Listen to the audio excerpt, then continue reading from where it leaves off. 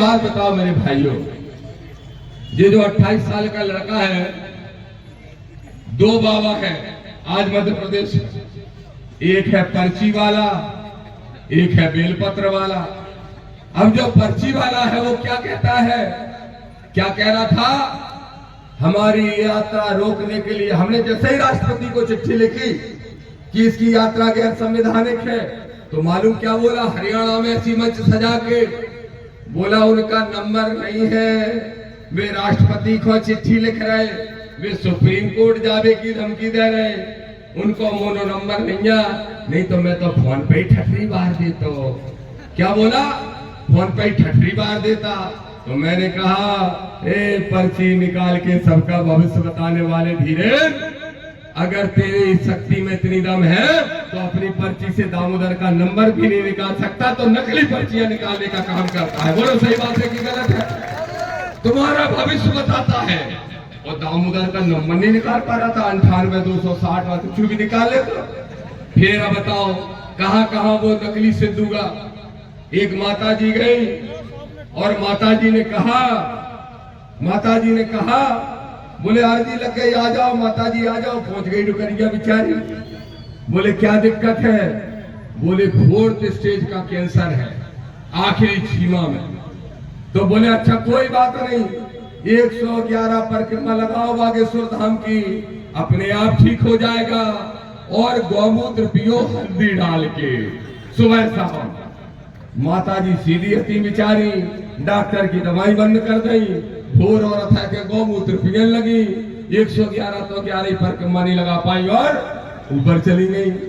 अब बताओ, जब वो निकला यात्रा करने के लिए तो तीसरे ही दिन बीमार, पैदल यात्रा कर रहा था, दिल्ली से कर रहा था कि नहीं कर रहा था। तो जब पैदल यात्रा कर रहा तो वहां से निकला और तीसरे दिन बीमार। आज तक पे खबर आई महाराज जी धीरेन्द्र शास्त्री बीमार। मैंने कहा अब तो ये गौमूत्र पिएगा। फिर थोड़ी देर बाद खबर आई कि महाराज जी आराम कर रहे हैं, डॉक्टर को बुलाया गया। तो हमने कहा डॉक्टर भी कोई भगवा चोले वाला आएगा। उसके बाद पता चला डॉक्टर तो बढ़िया आया, MBBS बड़ी डिग्री वाला डॉक्टर। अब हमने कहा जरूर ये इलाज के रूप में गोबर खाएगा, लेकिन गोबर तो नहीं खाया। क्या खाया उसने, पैरासीटामोल बुखार उतारने की दवाई। फिर आया टीवी पे 4 घंटे बाद। मैंने पूछा, एक मेरा पक्का आदमी फिट है उसके, धीरज सोच लेना तेरे आदमियों में मेरा आदमी कौन है। आज से रोज शक से देखेगा सबको, ये तो नहीं है, ये तो नहीं है, ये तो नहीं, पूरी खबर देता है। मैंने उससे पूछा बेटा क्या हुआ तेरे महाराज का, बोले भाई साहब 4 घंटा पहले गोली खाई थी, उतर गया बुखार। तब मैंने कहा फेसबुक लाइव आके कि धीरज बहुजनों का इलाज पर्ची से करता है, बहुजनों का इलाज गौमूत्र से करता है, और कैंसर का इलाज गौमूत्र से करता है। तुझे बुखार चढ़ाया तो तू भी गोबर खा लेता, गौमूत्र पी लेता और अपना बुखार उतार देता, तो हम मानते कि तेरी शक्ति सही है। बताओ सही बात है कि गलत? सही है कि नहीं माता बहनों?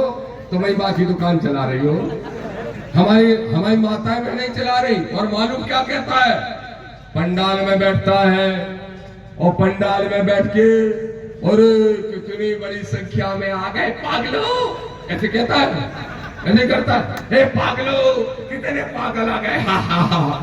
वो तुमको सबको पागल कहता है भाई।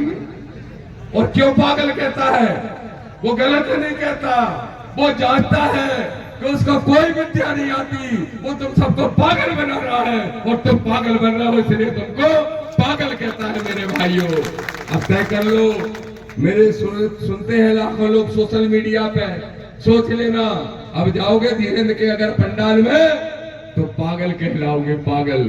अब तय कर लेना। एक और बाबा है